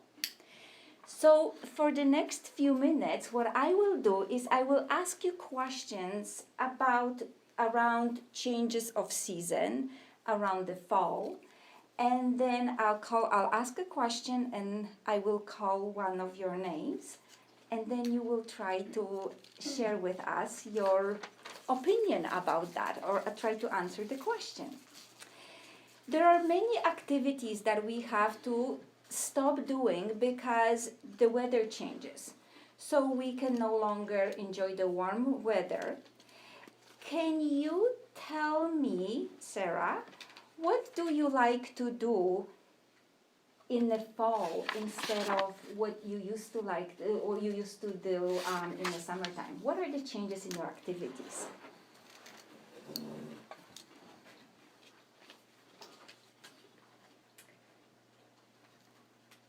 Well, during the summertime, I go swimming quite a bit.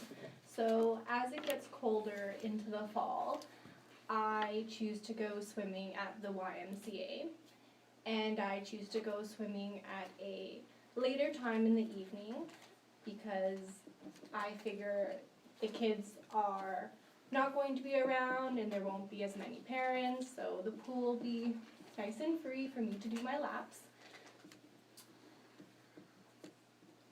Something else I do in the summertime that I would have to change going into fall would be I really enjoy playing soccer. So even though it's getting to be quite cold now, I do have the option of playing indoor soccer at CNC. I don't typically enjoy indoor soccer because of the boards. And as I play goalie, there are two boards to the left and the right of me, so players will kick the ball onto the boards and it will bounce off and another player could kick it back in. So it's a little distracting. And for the most part, I would change my swimming and soccer activities the most. Yellow. From summer to fall. Thank you, Sarah. I muted my phone. can do that. When you were talking about changes from swimming from the lake into the pool, my memories just went to my grandma, who was convinced that if you swim in the winter, this is gonna be the cause of your death, because you're gonna catch some bad illness. And so with the fall comes more flu. And some people pretend to be sick to get out of things they don't want to do. So Amanda, can you tell us if you ever pretended to be sick to get out of something? And if you never did, what activity would you try to get out of by lying about your illness? Besides this.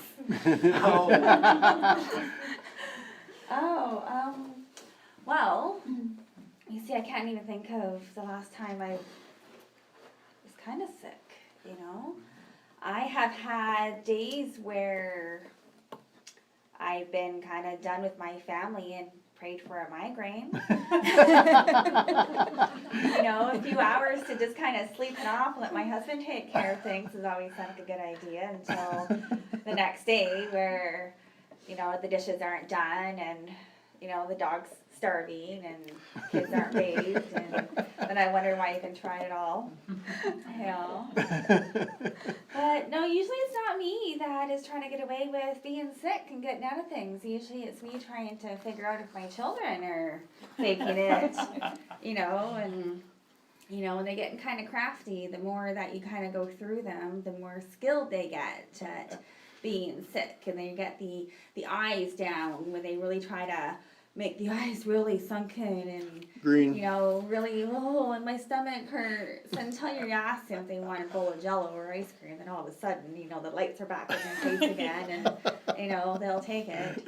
Even offer my lactose intolerant daughter ice cream and she's feeling better. You know, so yeah, so I don't know. I think the last time I had faked being sick, I don't get that luxury, except for praying for a migraine every now and then. You know. Yellow.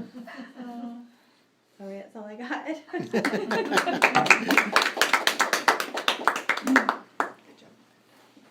Being a nurse, my kids had the worst luck with getting away with being sick, because unless they had like high fever, I would always tell them, if you feel that way by lunchtime, call me. It is fall, and you have a week to go and enjoy a vacation. You have money set aside. It is supposed to be a beautiful fall weather in a location you are considering. Speaking of which, your choice is between mountains, the beach, and the New York City. Which do you choose and why, DP? Mountains, the beach, or New York City? I think that I would pick the mountains, because I have the opportunity to enjoy the beach here in Kelowna. And as far as the city goes, I've never really been a very big city person. I stay away from the concrete jungle, as I call it, and the crowds of people. I would go to the mountains also because I've always had a passion to hike, like for days on end, just hike. But I've never really been able to get into the physical shape to be able to do that. So if I had money set aside and had the opportunity to go to a place like that, I would work out, get into shape, hopefully stay away from that chocolate cake. And yes, I would choose the mountains for that reason. Another reason would be that I like how quiet it is, and I like how natural everything is. Nothing's been tampered with, nothing's interrupted. There's no like electricity pole in the middle of somewhere where I'm trying to take a picture. Green. You know, it's just very natural as it is. So yes, that is the reason I would choose the mountains over the beach or the city. Thank you. Thank you. Yes, I would choose mountains as well, for that very same reason. And one other reason is because then I would just be able to sit and read.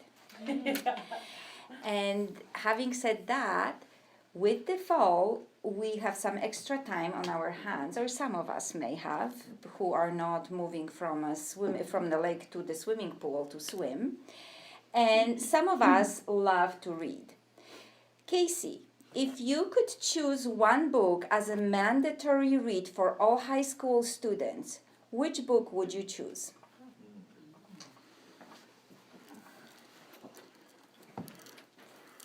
Madam Table Topics Master, fellow Toastmasters, I have read many good books in my lifetime, both as out of enjoyment for the books and as good pieces of literature.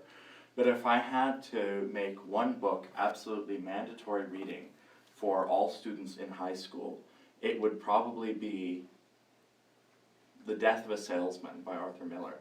It's a relatively traditional choice as a piece of literature. It is already mandatory reading, especially in American high schools. And it's not exactly the best book when it comes to reading for enjoyment. It is, after all, 61-year-old, spoiler alert, about a salesman who becomes so depressed he kills himself. However, I believe that the themes in the book, as with any good drama, are relatively universal when it comes to the idea of having a dream that you can work from nothing to something, whether or not that succeeds or not, as long as it keeps you going. The idea of trying to make your way in the world by making friends and by knowing people. And the fact that sometimes you have to accept people for who they are and stop trying to change them. And I think that these themes, while they may not be presented in the most positive light in the book, are things that are valuable to know about for life in general. And in particular, the fact that the book is not something that I would have read, or I think most high school students would have just read for enjoyment, makes it all the more important that it is a mandatory read. Because while I would not say that I enjoyed this book, it is not an enjoyable book. As I said, it's depressing. It's about a guy who has dementia killing himself. But it's a book that I think is significant, and it teaches us a lot about the human condition. Thank you. I haven't read that book, and now I will. Read it too. There's an excellent, there was an adaptation, I took a few minor liberties with the lines, but there's an excellent DVD film adaptation made in the 1980s. It's actually a play, but it's written better as a book, I think. That's what sounds familiar. Yes. Wow. Thank you. Lisa, you are the very last person to ask a question, and would you tell us what is your happiest childhood memory of autumn? Oh my gosh.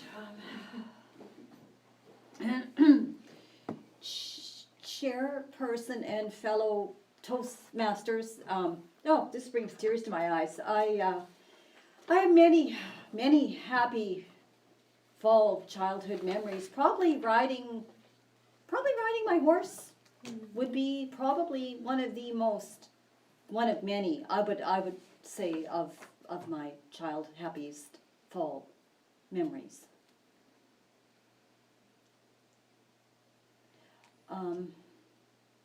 Also, just being out in the country and walking and hiking, and those are also very happy, fulfilling memories. That's it. That's all I have to say about that. Thank you very much. Riding a horse is probably one of my happiest memories from my childhood as well. Thank you. So that concludes our table topics. Thank you very much for participating. Everybody was wonderful. And can I ask Ray to...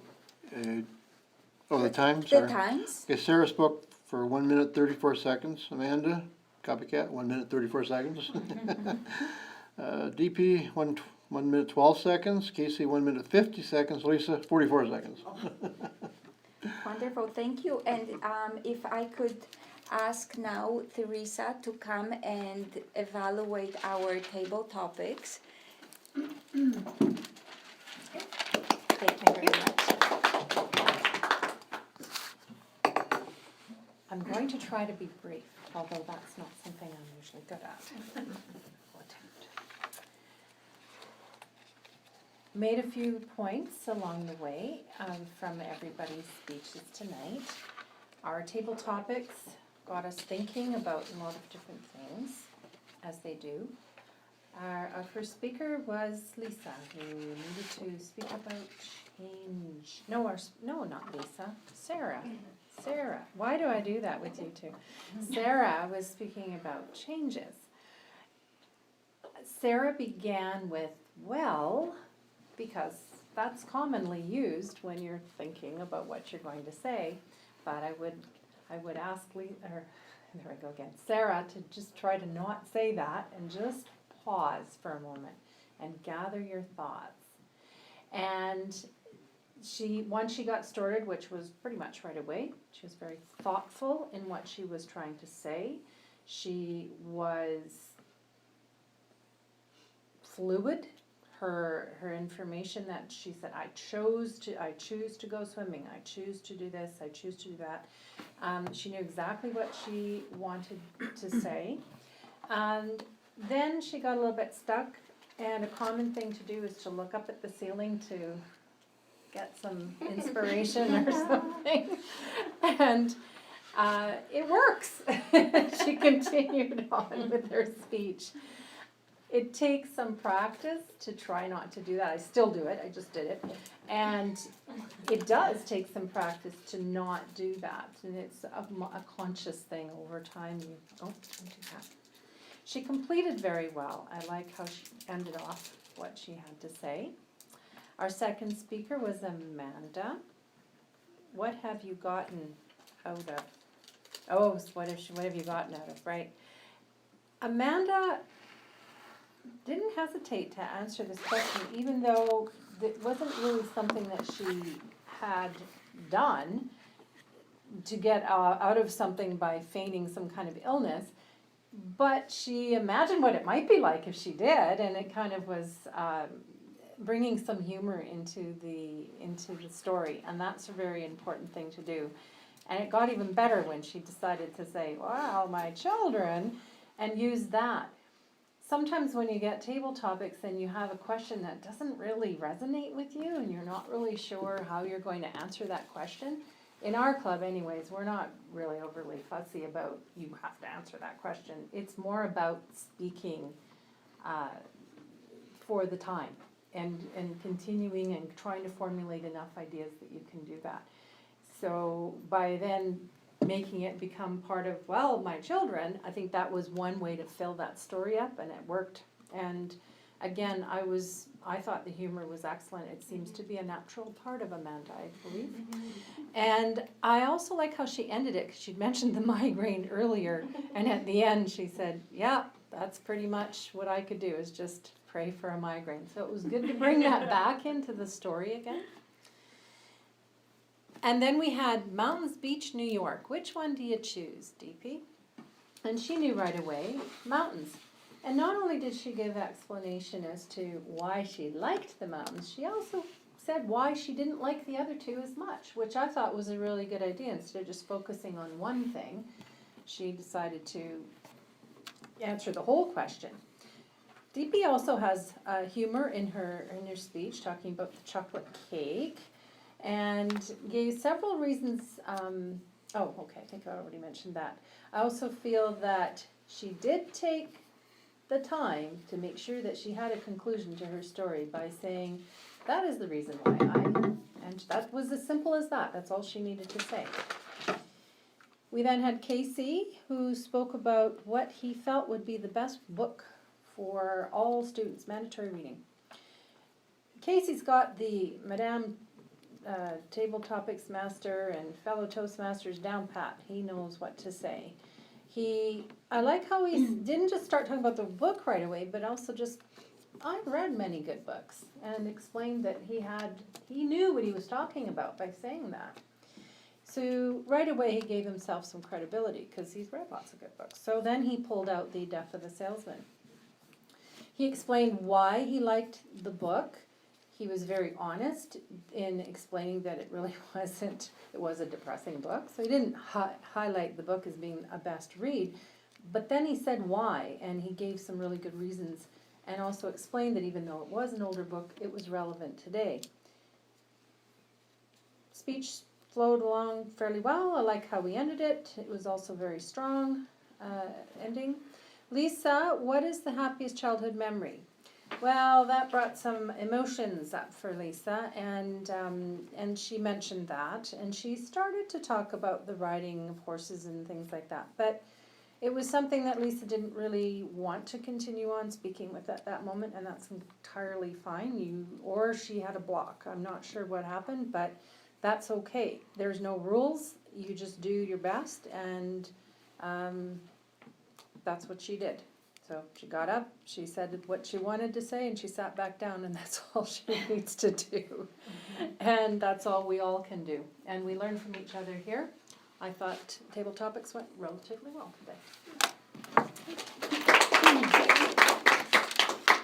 Thank you, Teresa.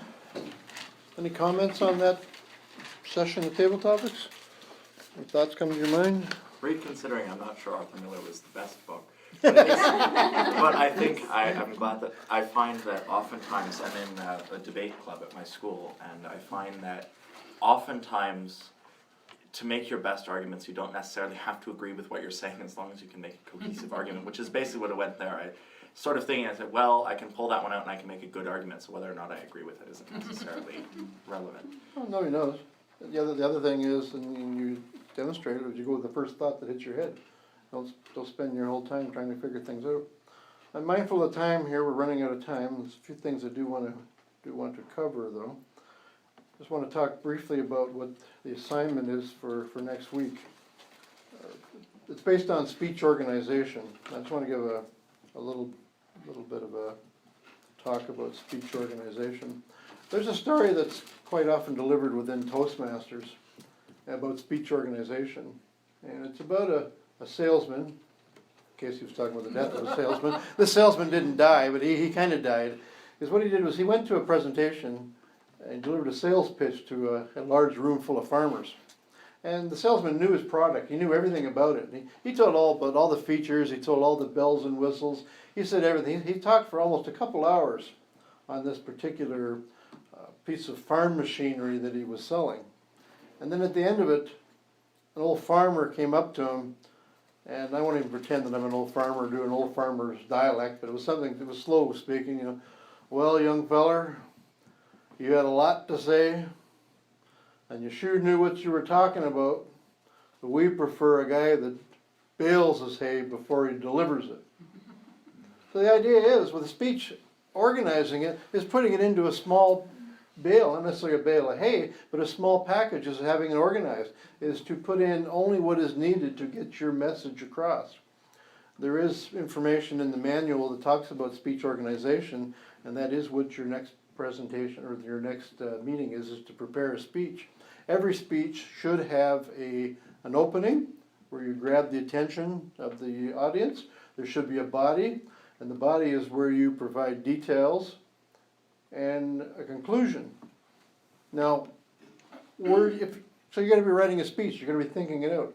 Where do you think you should start your speech? If you're going to create, not when you're presenting it, but when you're thinking about it and creating it or writing it, where do you think you should start your speech? A core idea. Core idea, body? Introduction. Anything else? Conclusion? The point goes to DP. Of course, that's speech writing according to Ray, so it's not necessarily the way it is. If you're doing a degree in something and you're doing your thesis, you create, this is the point you want to make, you work backwards. So when I would recommend, what is the point of the speech, what is the presentation, what are you going to try and get across? So I would recommend you start off with the thought of what your conclusion is. What do you want people to know about your presentation? So then you think about, you brainstorm, come down with several points. The basics of any speech, whether it's a 2-minute speech or whether it's an hour long. You make a point, you tell a story, you make a point, tell a story. So if you've got 5 minutes, you've got room for maybe 1 point, telling a little bit of story about it.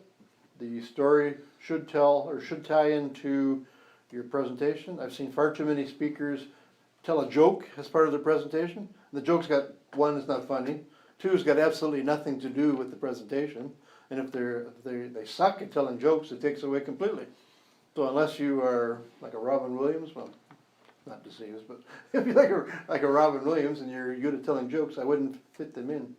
The idea is that start off with something that grabs your audience's attention, give them the body of your presentation, make some points, tell a story. The conclusion, you may want to sum up what you've told them. One way of looking at it is tell them what you told them, and then tell them again. And then you have a conclusion. The speeches you're doing are 3 to 5 minutes long. They're in any subject that you want to talk about. Very much like the table topics. You come up with your own idea. But what's a little bit different about this one? You'll be doing the same thing, delivering your speeches, but this time, because we talked about introductions, you need to write out an introduction for your speech that you can hand to somebody else, and you're going to be introducing each other. We're not going to be introducing you, so we'll figure it out. Maybe we'll put all the names in a hat and just make it a random. So have a short introduction that introduces you as well as introduces your speech. And in the manuals that you have, if you read chapters 4 and 5, it'll give you the information. Now we're at 9 o'clock, but a couple things I didn't know how much time we'd have to fit in. So I want to, not necessarily going to talk about these, but I've got some handouts that address different aspects of public speaking that you can take and read at your own time. These are paper, obviously. I will have some electronic versions. When's Carrie coming back? Sunday. Sunday, okay. Okay, so next, I don't have anybody's email information and I don't necessarily need it, but what I'll do is I will send electronic versions of these to Carrie, and Carrie can email them to everybody, so you got your own electronic version for your own records, and I'll just pass them around. So Teresa, just like pass these around, Yep. and I can talk about them. Okay. This first one I'm passing out, and I don't want to spend a lot of time on it, is a checklist of typical signs of nervousness that public speakers, and some of them hands in pockets, looking at the floor, you're shaking legs, biting your lips, clenching your teeth. There's a whole list of different things in there. The idea is just to recognize it. So if you're experiencing some anxiety, was there enough copies here? I got it. If you're experiencing some anxiety, don't worry about it. Other people are doing it too. Especially when I usually present this one, I usually do the last one is your buttocks clamped tightly together. So if you're noticing, release. I don't go much more in the demo on that one. Turns out Toastmasters, good for speaking abilities, and it'll give you And rock hard buns. Yeah, buns of steel. The second one I want to pass out, Teresa, put you back to work again. It's called Ways to Improve Your Confidence While Presenting. And there's some different ideas here. Some of them we talk about as we go along. When you're being introduced, smile and glance at the audience, pretending like the person's saying nice things about you. Hopefully they are. Be proud of yourself. When you're walking up to the front of the room where you're speaking, start up slowly. Have good posture, your shoulders back. Something positive. I'm glad to be here. I'm happy to talking to you about and delightful to share with. Here's an important one. Recognizing that you know more about your topic than the listeners. You are expert. One of the things people have a problem with, they worry about they forget something. But in most cases, most people don't know your speech. They haven't heard your speech. They don't know if you've forgotten something. So don't panic about it. Don't worry about that. You're the expert on your topic. And if you exude that confidence, people will want to listen to you. One of the ones is when you're presenting, you're out in public, it says wear your best clothes. I'm not going to wear a tux. I got a tux. I'm not going to wear it. But it's always dress one. Rule of thumb is dress one level above what you expect the audience to be. Okay, so if you're going to a business presentation, business casual, you may want to dress up a little bit higher than business casual. If you're speaking to a football team or a hockey team, tuxedo, man or woman tuxedo might be a little bit So I use that one quite a bit. If I go out to any function, like I had a suit last week because it was the first one I was doing a presentation. I would usually wear a suit tonight, but I'm going to work in a few minutes, so I'm not, if I showed up with a suit at work, they might get suspicious. Who died? Above all, have a smile on your face. Be positive. And the last one I'll pass around, and as I say, you can read these on your own time. It does tie into the next one in some ways, you can read it. It's how to create an eloquent speech title. The speech title, as I talked about for the introduction, well, I probably didn't fit it into my introduction, was that your speech title should grab your attention of your audience, and it should tie into what your topic is about. If I was talking about the best way to play basketball, and I talked about golf for the entire speech, well, that topic certainly wouldn't have given me any credibility, especially when I can't play golf or basketball. That's something to read. As I said, I don't want to spend any, we don't have the time to spend on that right now, because we're going to move into now, just before we conclude here. Any questions so far before we go into general evaluation? Any questions, Amanda? I'm just thinking as far as writing our speeches for next week, does it, like, should we be writing like, I know you said about anything, but we're all here kind of for one purpose, so should it be kind of starting, like, for the speeches that we're expected to give, or like something like completely I personally off wouldn't. topic? I personally wouldn't. I would speak on topics that you are comfortable with and passionate about. I don't know about our distinguished guests, but as an audience member, I find it far more interesting when we have everyone speaking about a different topic rather than having a lot of people speak about one topic. I can even say that from the perspective of, even in school when you're talking about class presentations, it's far more interesting when people take a range of topics than hearing two people back to back present on the exact same thing. Yeah, I definitely agree with Casey. I've been going Toastmasters 22 years, and one of the things I really like about it is I get to experience the world through other people's eyes. I joke about that I've become an expert on so many subjects that I know absolutely nothing about. because I've listened to other people talk about it who are experts on the subject. I have speakers in clubs that have focused on one topic. They have been involved with a nonprofit organization, and all their presentations were tied into their disability or their cause. And I think it stifled them as a speaker. I think you're better to try different things. You know, I've tried to loosen them up, have some fun, do something entertaining for a change. I think having a broad range of speech or concept, if you learn the basics, doesn't matter what your topic is, you get the basics, you can apply it eventually. Okay. And another thing is that it's an open option or open opportunity that if anybody does want to come out and, when you are going to go out and do presentations, you can come out to our club Tuesday night at the Rotary Center. We'll fit you in the agenda, and you can practice your speech before the group, if that's what you want to do, and we can give you feedback. You know, The one you want to give to the public is a very good I wouldn't be shaking the head that the show up lately has been smaller than this group here. Oh, yeah. This is a large group compared to what we've had lately. But I think what it would be wonderful if you decided to take that us up on that offer is that you will be able to speak in front of the audience who can give you some feedback, and it's at the same time it's very safe place because we all know how it feels to stand in front of the audience, right? So there will be no criticism, And we're not a big group, so it's not and it's a very safe Just make it sound like environment. 20 people. No, less. No, it's smaller right now. We're in the process of rebuilding the club. Let's move on to final comments, a general evaluation. Ivona, something you liked, you didn't like, so we can conclude our meeting? I don't really have anything that I don't like. I really enjoyed today's meeting. It was maybe what I would, the information was so much information.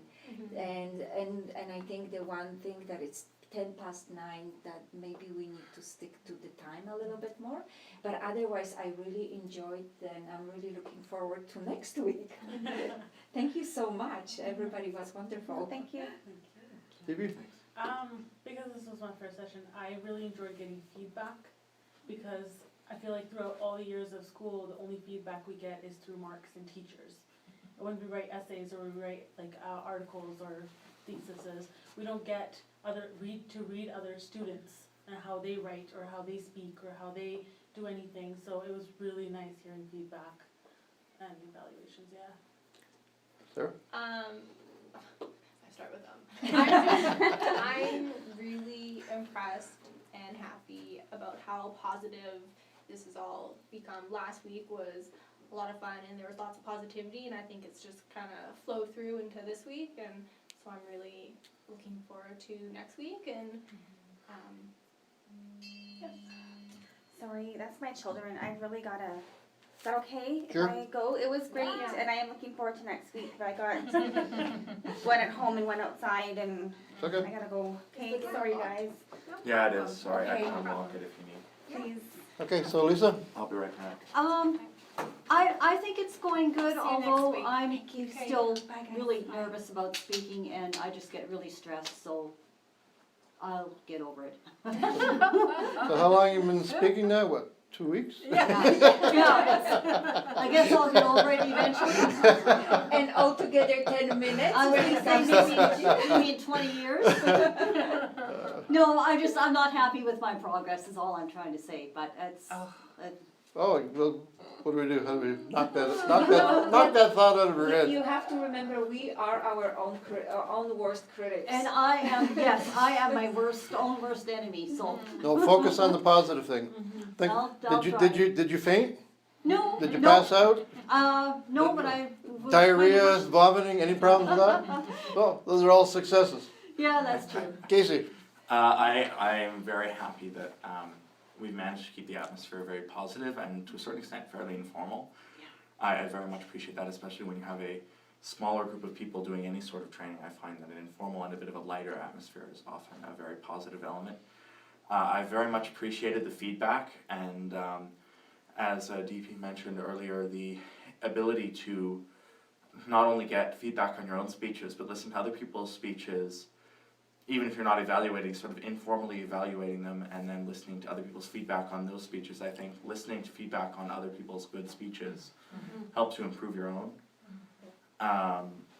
And so I find that very useful as a tool, because even when I'm giving presentations in a academic context, yes, you can see your fellow classmates' presentations, but almost always any feedback that's given is from the teacher directly to the other students, and you never get to see what other people thought of your presentation and see what other people thought of others' presentations. That's true, thanks for that. Teresa? It was lovely to see more people here tonight. I enjoyed that, and I'm sorry Amanda had to leave. And as much as you might have felt that way, Lisa, I saw an improvement in Lisa and Sarah tonight, and Casey, but it was just giving that little bit more opportunity where you now get up and you actually walked over to a podium or lectern and you spoke. Didn't have to do that last time. So last time, if you were told I would have to get up and do that, you know, before you, I think that would have been a bit daunting, and maybe it was a bit daunting, but you did it, and now look what's behind you. I think today you've progressed and you've learned a little bit more, so every time you come, you pick up one or two more little tidbits, either from someone else's evaluation or your own, or just because you did it. And that's really all you can do, is learn from your practice and the feedback. So I saw an improvement tonight. Thanks, Teresa. The Yeah. upcoming sessions, the first 2 sessions I've had to do more talking than I necessarily wanted to do. The next ones, the focus really turns around to you as participants. We'll be doing most of the talking, and with us providing you with some feedback and perhaps a little bit of an educational. So you're going to be running the next meetings to a certain extent. So that's the conclusion of this meeting. Thank you everybody for coming out. We'll see you all next week.